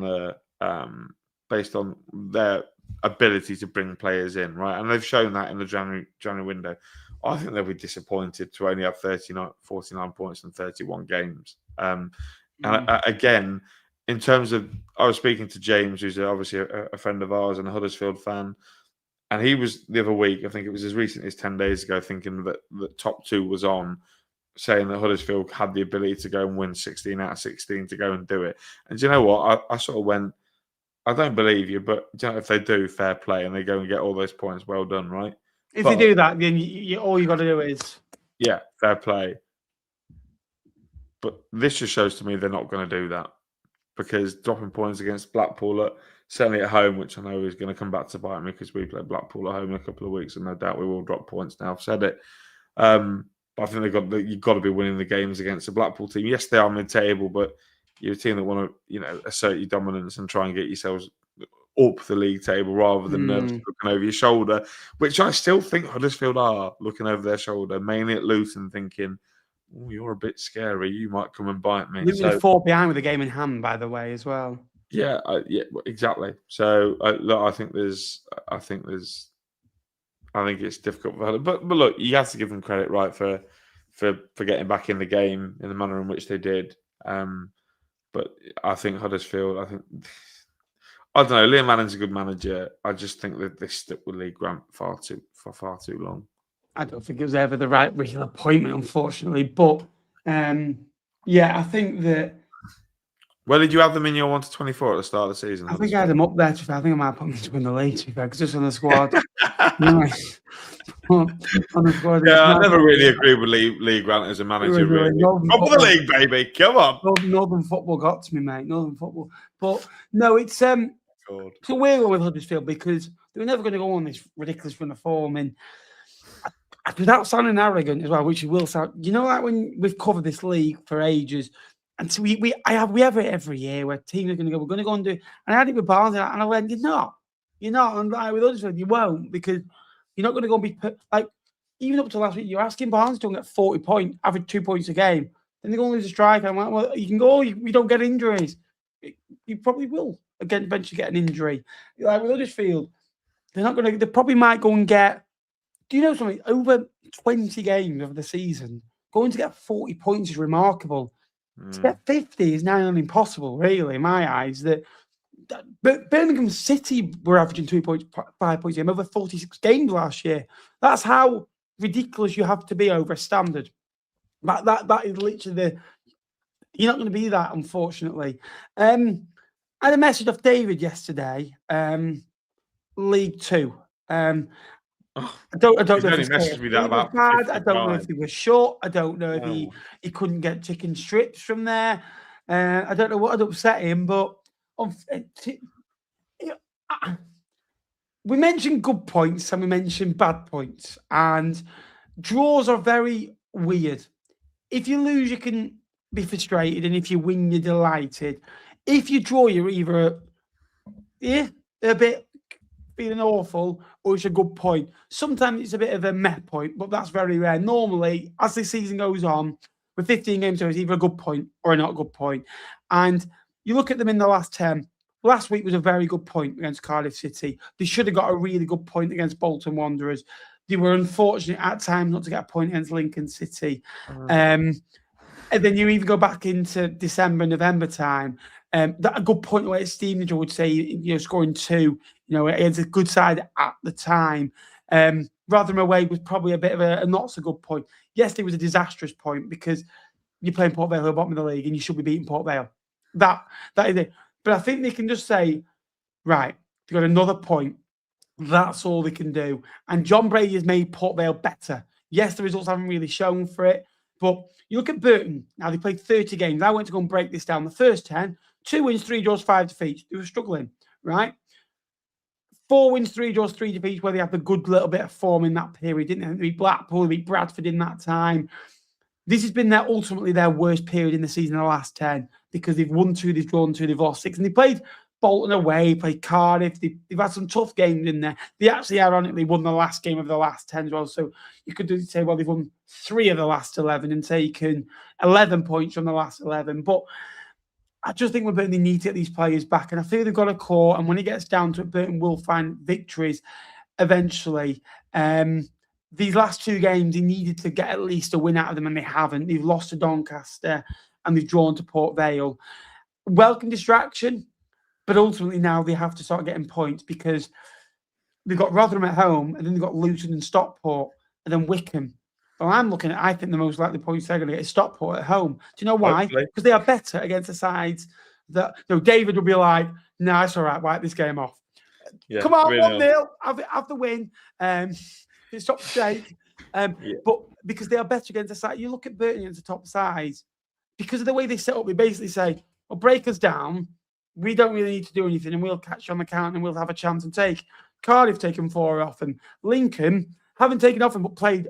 Were in the game. They were 1-goal margin games, weren't they? Bolton Wanderers taken 3 points, but should have been 4. Stockport should have been a point back there. So the performances, Huddersfield 4 points, the performances against the top sides have been better because they're resolute. When they're playing the sides that they should be beating, and they need to be the dominant force, they need to be the man of the encounter, they struggle. Yeah, like you said, they thrive on being the underdog, don't they, really? I mean, again, yesterday, look, I think when you're analysing the Port Vale goals, I mean, the first one, Ben, to me, is an outstanding bit of free kick work from Ethan Archer. I think it's a great free kick.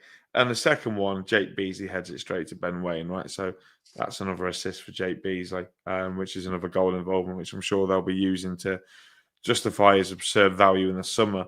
But speaking of Jake Beasley, Ben, his double yesterday means that was his first one was a great goal. What's he doing? Yeah. Yeah. Did you see it? Yeah, it's Steven Jack. Yeah, it's his 12th goal. I'll tell you this what, he did a season. great signing for him. You think about it, he needed a bit of love. He needed games, and main man.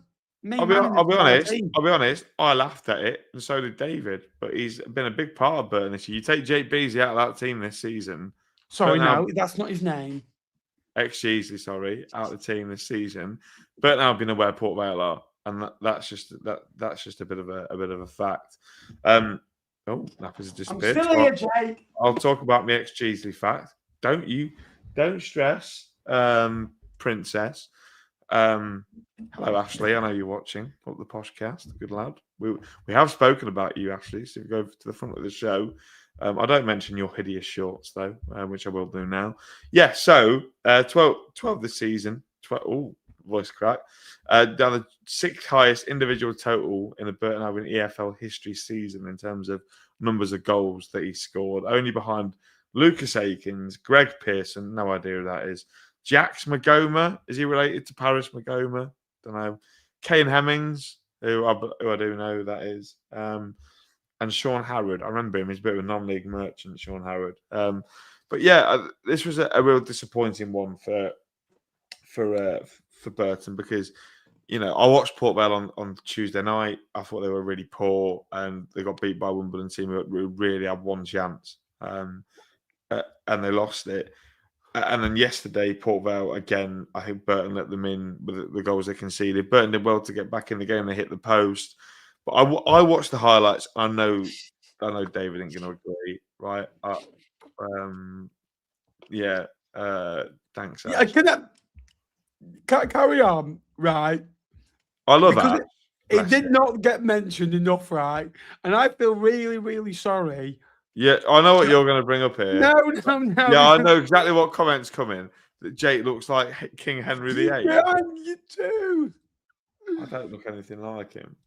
Where is it? I need to find it. It was the best comment I've ever had. Genuinely on all this show. Unbelievable. Where is it? I can't believe I'm getting schooled by a Peterborough United fan. Can't believe it. Well, essentially, King Henry VIII is the right fat guy. So thanks. You know. You know, I know I put a bit of Christmas timber on. I nearly said Timbo for Timberlake from the Fan Zone podcast. I know I put a bit of Christmas timber on, but I didn't realise it was going to go that far. But yeah, I personally thought, having watched Steven Jack's, thought Port Vale had the better opportunities to win the game. They hit the bar, burn at the post twice. JJ Mack had a lovely effort that curled off the outside of the post and wide. One cleared off the line, did Port Vale. So, yeah, I don't know. I think Burton can sort of. I know David will say, yeah, well, we definitely deserved a point. From what I saw, I think Port Vale will probably ruin the missed opportunities in that game. Yeah, I don't know. I just, it's difficult. It is difficult. It's a bad point for Burton. You know, I said to him yesterday, it's a point towards safety that you probably weren't going to get anywhere else, so you might as well take it. And my chance, I don't know. I don't know, Ben. Look, it wasn't all that, was it? Can't hear you, Ben, mate. I don't know where you disappeared to. Can't hear a word you're saying. Sorry. The record inside around them is poor, Jake. I know they beat Northampton, but 2 points against Port Vale is going to be why I'll bring up again. But Fleetwood, when they got relegated, they drew to Carlisle home and away, and the difference is Wimbledon have just gone and beat them. You know, and got 4 points out of Port Vale. He's beating the sides that you beat. Northampton are very good at this and have been since the last 2.5 years. When you're a relegation bound side, if you win 8 of your games against four teams home and away that are below you in the table, that is as good for anyone, because then you're taking opportunities from them, and you got half your points haul from just 8 games, but almost, it's one of those. Stockport, Leyton, Orient. We mentioned good points, we mentioned bad points. Good point for one, bad point for another one. County had 10 men for the last 10, 15 minutes of this one. Darcy Cogley getting sending off. The rematch of the playoff semi-final yesterday. Stockport had 19 shots, or more on target for Leyton Orient. Very good point for Leyton Orient, who have been struggling to keep it tight at the back on the road. This is a very good point for them. Another point closer towards safety. I can't believe we're quite saying that about Leyton Orient. But that's the position they are in at. Stockport, they're carrying on this trend, aren't they? Every 4 games, they win 2, they draw 1, they lose 1. They're just a defeat away from being, again, 15, 8 and 8. And then they'll go and win 2, and they'll be 17, 8 and 8. Then they'll go in 9, 9, and they're always kind of half of what they do. So, Stockport have been on a decent run lately, and you do draw games in these unbeaten runs. And we must say in the last 6 games, none of these top 4 have blinked really and lost a game of football, which is remarkable. But a lot better point for Orient. So that was you throwing it to me, yeah. Look, Leyton Orient do well at Edgeley Park, don't they? That's just fact of the matter. They drew there in the playoffs. Won 1-0 last year, didn't they? And they got through to the playoff final with a win over Stockport over 2 legs. Do you know what, Ben? And I'm not saying this obviously because Stockport are compared. I thought Stockport were quite fortunate yesterday to get away with just a point. Because I don't know, I look at the chances created. There's a great save from Ben Hinchliffe in the goal. I think it was Theo Archibald struck the bar with a really thunderous effort. There was a really decent save in there as well. There was a couple of moments there was one cleared off the line. Leyton Orient had some really good chances, and look, they're a fantastic. I think going forward they are a good side. They got some really good potential. But definitely a better point for Leyton Orient because it probably wasn't one they were expecting to get. Stockport, like you say, it's a little bit difficult, isn't it? Because everyone else won. It's a bit of a shame for them. They've probably got a little bit closer to the chasing pack. I'm just going to check the table. Yeah, Huddersfield now only 4 points behind them. Yes, Stockport have that all elusive game in hand, but they'll start to feel a little bit of pressure from both sides because now the teams behind them are starting to get results. If Stockport sort of stay stagnant and keep drawing or dropping points, and they'll lose sight of the top 2 eventually, but they've still got themselves a chance. Stockport, they're one of those teams, aren't they, that you expect to go and get 2 points between now and the end of the season. You could easily see them getting 32 points, 85 points before the end of the season. But a decent point for Orient, who I thought had opportunities, but just didn't have that quality to take it. So, yeah, I've just seen it. Have you seen this, by the way? No. Ashley from Up the Poshcast has done me a right kipper. I'm going to ignore that. I'm going to choose. He's edited my face on King Henry VIII's body. Clearly, a man that has too much time on his hands, Ashley. Didn't you win 6-1 yesterday as well? Shouldn't you be doing something? There's 115 people still in the chat, and we are 35. That's embarrassing. People have seen me look like Henry VIII for the last it's great, hour. We're 35 away from 18,500 subscribers. So if you haven't, if you can do us a big favour, go down there, press like, because we're only about 30 likes away from 100, and press subscribe as well. 35. Let's see how close we can get in the next 10 minutes. Obviously, if we can get another 5 or so, let's get as close as we can. Last game, very brief this. Mansfield 0, Exeter 0. Last game? Ben, you're missing a game. Am I? You have. There's another 3-2 that we've not spoken about. Oh. Go on, talk me through it. I'm hungry. I've not eaten all day. So Wimbledon scored 3 goals. Let's give it the attention it deserves. Wimbledon 3, Reading 2. Great victory for the for the Wombles. They needed it back-to-back wins. They'd only had 8 points across the last 16 games, but back-to-back wins have sorted them right out. 7 across the last 12, you could also say as well. Marcus Brown, first ever career hat-trick for him. Jack Marriott continued his fine foot-scoring form as well, and Dorset as well. Reading have hardly lost under Liam Richardson, but this almost feels like season maybe pretty much over. Yes, you could say that if you can include Peterborough in the playoff race, they are still in a small playoff race. If they can go and get 32 points across 17 games, it's possible, but they're going to have to be pretty perfect. But at the moment, they win one, they draw one, they lose one, just less than that. For Wimbledon, a great win. We're only 2 points behind Reading, by the way, now with that win, which is how mentally tight this league is. Great week for the Wombles. Yeah, it is a great week, isn't it? Hold on, I'm getting stick now. One of my family members have seen it, and they're texting me, "Why have I seen you looking like Henry VIII on my Twitter page?" Right, I'm not being funny, Jake. Right now, you're working. Right, and you're on my time. So. I'm on your right. Is this a disciplinary? Are we about to have a disciplinary live on air? I'm just having to explain myself to a group chat that has my grandma in. So I apologise. So we'll move on. Great win for them. Reading disappointed.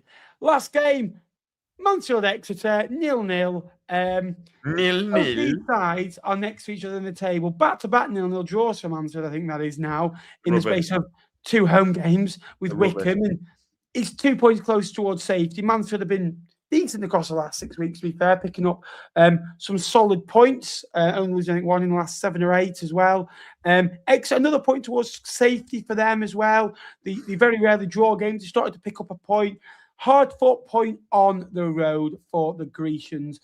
Predictions time, Jake. Oh, right. Fantastic. Yeah. Okay. Well, you know how you said, apart from predictions, well, Ben, from the last couple of games, obviously we had the midweek games where it's not really worth anything because we both got no points in our predictions for the midweek games. So this weekend, Ben, you got 5. You got 5. I won't be paying for anyone, mate. I won't be because you could be there if you like, but we won't be there. I've heard David said, and it did make me chuckle. But you could get relegated, right? But Lincoln losing in the playoff final would make his season, and it did make me chuckle. Ben, you got 5 points this week. A little scoundrel. I got 8. I got 1 correct score. Any idea which score I got right, Ben? I'll give you a clue. It wasn't the Peterborough game. It wasn't the Peterborough game. At Luton. Yeah, Luton, Bradford. Yeah, 2-1. One of us always gets a 2-1 every week, don't we? Yeah. It's every week. Every week. Right, Ben, we've got some midweek games on Tuesday. Don't get any ideas. I've only got 3 games. So, kicking off with you for Mansfield. Right. Mansfield Town against Peterborough United. I'm retaliating at this point. So you could do 1, Peterborough 2. Yeah, do you know what? I was about to say 6-1 Mansfield, but that's a little bit excessive, isn't it? Mansfield Town 3, Peterborough United 1. You can suck on those plums, Ashley, in your shorts. Anyway, Ben, well, no, it's me first. Stevenage against Barnsley.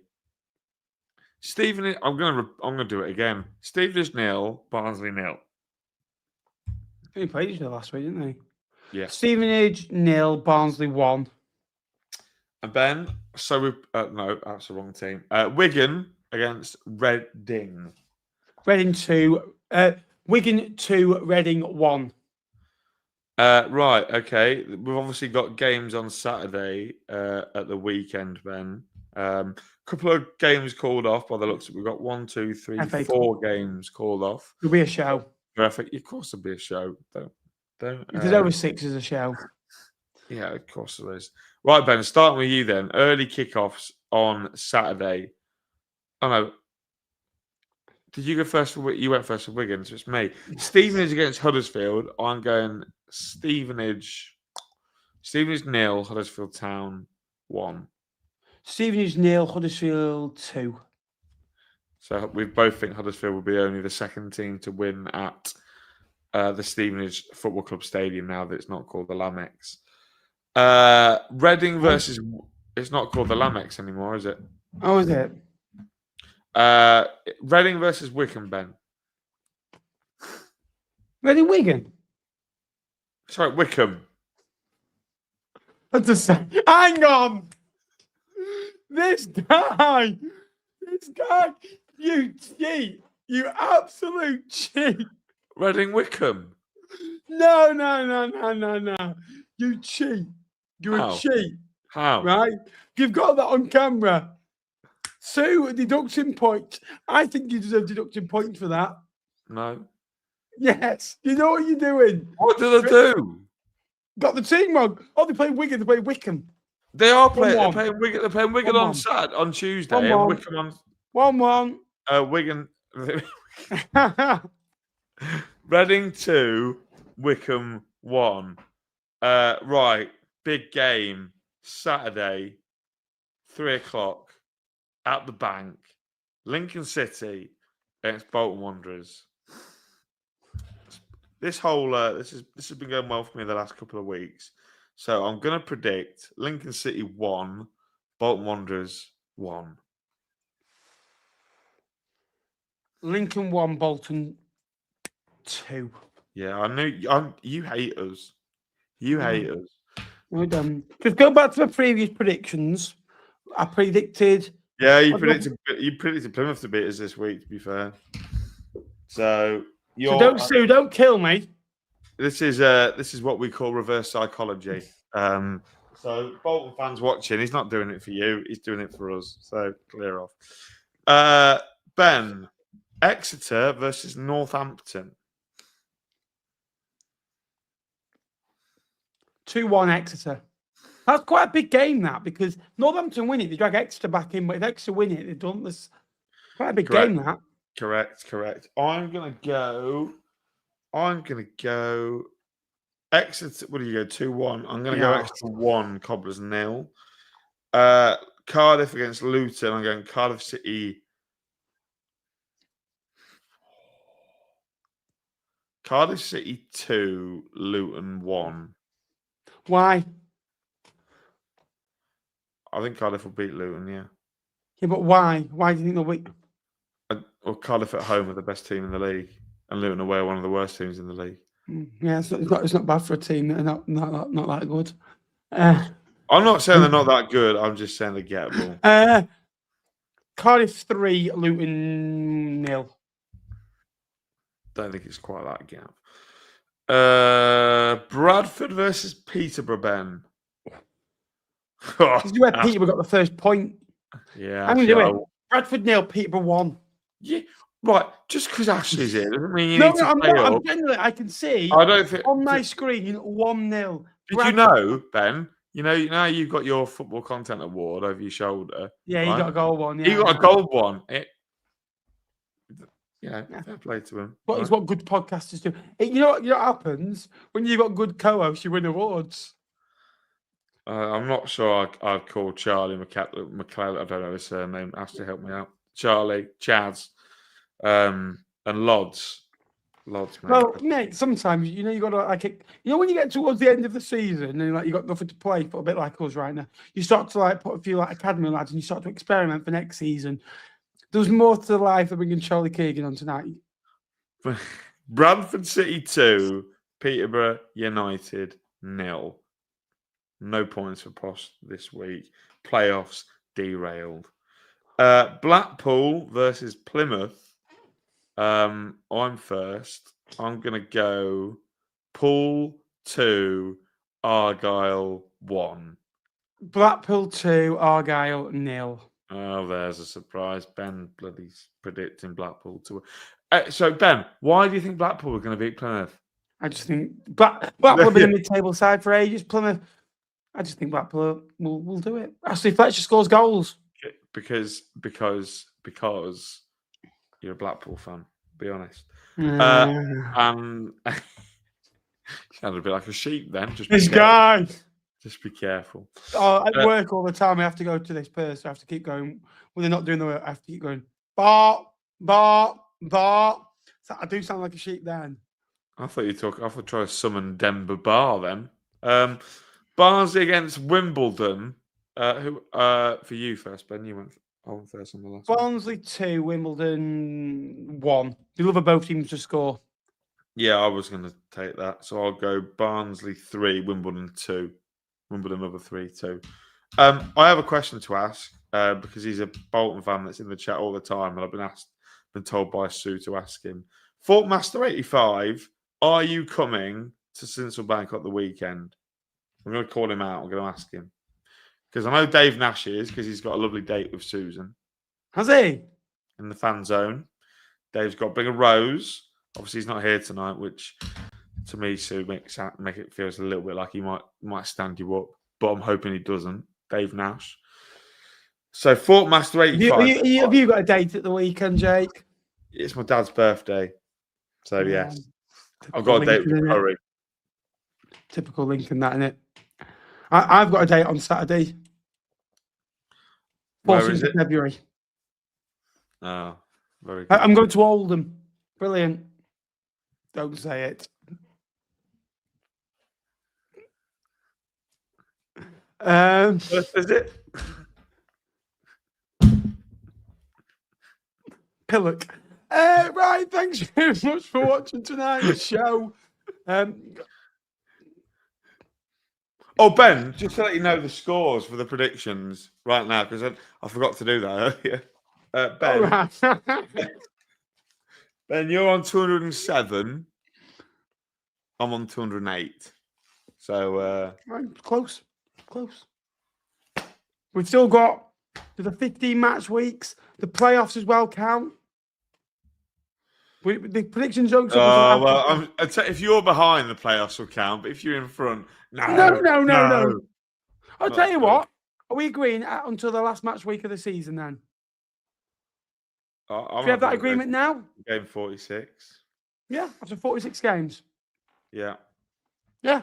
No, because I'm just thinking, to be fair, that's probably better because we'll do a show, won't we? After the playoffs, but it won't be the same show. We'll do a show after the playoffs, before the playoff final. We'll do a podcast, and we can maybe get a couple of fans on from both. Yeah, sounds good. Yeah, absolutely. To be fair, after tonight, I think no Bolton fans will ever want to come on the show ever again. So that's great. You wait till next week. Absolutely. Right. Thank you very much for watching. An hour and 47 minutes. A big thank you for those that have been with us throughout or joined throughout. If you haven't already, please drop us a like. Please subscribe. Big thank you to Jake from Here for the Lincoln podcast. Jake.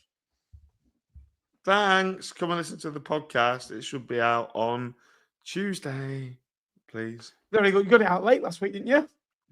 Yeah, technical issues on mine and other people's behalves, but we should be back to full schedule next week. Don't be late. Sam Commons might have a go at you. Sam Commons will definitely have a go at me. Yeah, absolutely. Well, you're not doing that right, Nate. You're not doing that right, Nate. You're very quiet. Very quiet man is Commons. Yeah. Never hear him. Never hear him make a fuss. Brilliant. Thank you very much for watching. Until next time, I will see you later. Big over now. We'll be back here next Sunday, 15th of February. It's Lincoln City. Well, it might just be 3 clear, or it could be 9 clear. You made me nervous. Do you remember all those comments you made about Bolton Wanderers a few years ago? All the big fans. Oh, bring it on. Bring it on. Can someone please flip up where he says we're going to get promoted, please, as well?